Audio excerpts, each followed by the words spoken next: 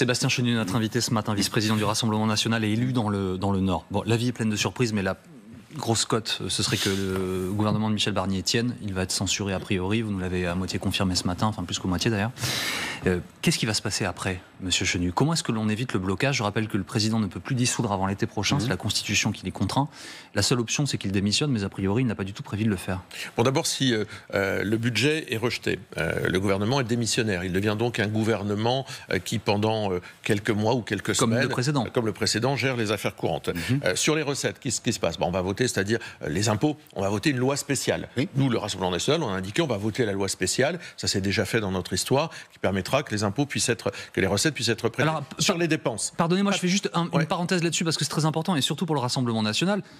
Les impôts seront prélevés, c'est l'article 1. En revanche, il y aura indexation sur l'inflation, donc augmentation des impôts. Donc 380 000 Français vont entrer dans l'impôt. Non, pas du tout. On peut amender. Évidemment, on peut faire un amendement qui permet de ça. Et vous le ferez, vous le si. Oui, bien sûr. Il n'y a pas de mystère sur ce sujet. Bien sûr. Ça, c'est les recettes. Après, il y a les dépenses. Les dépenses, ça fonctionnera par ordonnance. Tous ceux qui disent vous vous rendez compte, les fonctionnaires ne pourront plus être payés.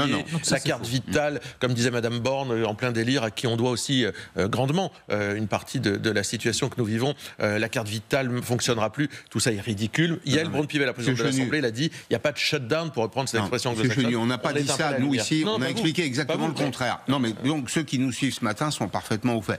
En revanche, il y a un point, c'est que ça ne peut pas durer une éternité. Absolument. Donc alors, on fait quoi? Et là, il faut faire. Après, il faut trouver des solutions pérennes. Le président de la République qui nous a mis dans cette situation, avec Gabriel Attal, je vous rappelle qu'il faut toujours rappeler le contexte. En faisant voter pour le nouveau Front populaire, ils ont contourné le choix des Français, ils ont créé ces 3 blocs qui amènent à cette situation de blocage. Donc il faut débloquer cette situation. Le déblocage se fait comment? Changement de gouvernement et de ligne politique. Mais alors justement, il y a un nom qui circule, Sébastien Lecornu, donc qui est aujourd'hui ministre des Armées, qui serait lui agréé par le Rassemblement National. Je sais pas d'où ça sort.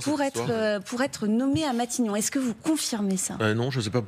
Parce qu'il pourrait y avoir un autre Premier ministre du socle commun qui pourrait bénéficier de la même mensuétude dont Michel Barnier a bénéficié de votre part au mois de septembre. C'est pas une question d'homme. C'est pour ça que je ne sais pas pourquoi, d'où sort cette histoire de Sébastien Lecornu. Mais ce n'est pas une question d'homme, c'est une histoire de ligne politique.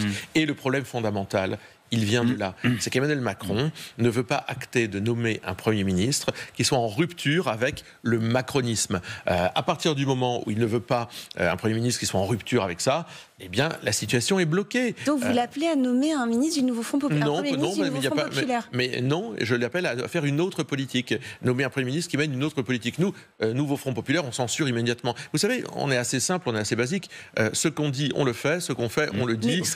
On ne le prend pas par surprise. On veut une autre politique. Une autre politique.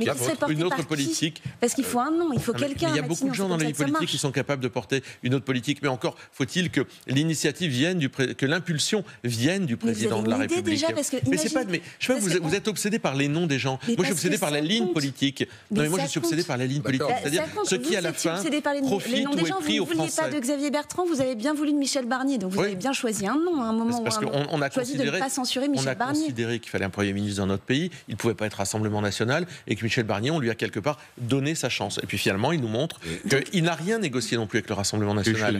Il n'a pas entrepris avec nous la volonté de construire un budget qui corresponde aux lignes rouges qu'on a édictées. Justement.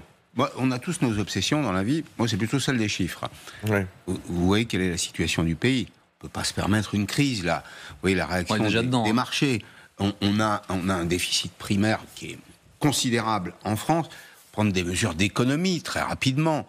Vous êtes capable de le faire, ça? Vous êtes capable de dire, tiens, il faut trouver 30, au moins 30 milliards d'euros d'économie? D'abord, la situation de crise, on la connaît depuis longtemps. Nos déficits français sont les plus importants de la zone euro. Non, mais ça, c'est pas notre responsabilité. On peut plus rien en passer. Non, mais c'est plus facile de dire. On est dans une situation absolument terrible. Non, mais vous êtes acteur. Non, attendez, le passé, on ne peut plus rien. On a fait des propositions d'économie. On a fait un contre-budget. Comme Michel Barnier dit, on ne peut pas en 8 jours faire un contre-budget, faire un nouveau budget. Si, nous l'avons fait, sans les experts de Bercy. Nous l'avons fait. D'ailleurs, nous avions expliqué qu'on diminuerait la contribution à l'Union européenne, une contribution qu'ils augmentent. On irait sur des dépenses liées à l'immigration, sur les agences d'État. Tout ça, il n'y a rien dans le budget. Le problème, c'est que de toutes ces pistes-là, on a proposé des pistes. Michel Barnier aurait pu dire, là, c'est intéressant, je creuse, je retiens. Rien n'a été retenu.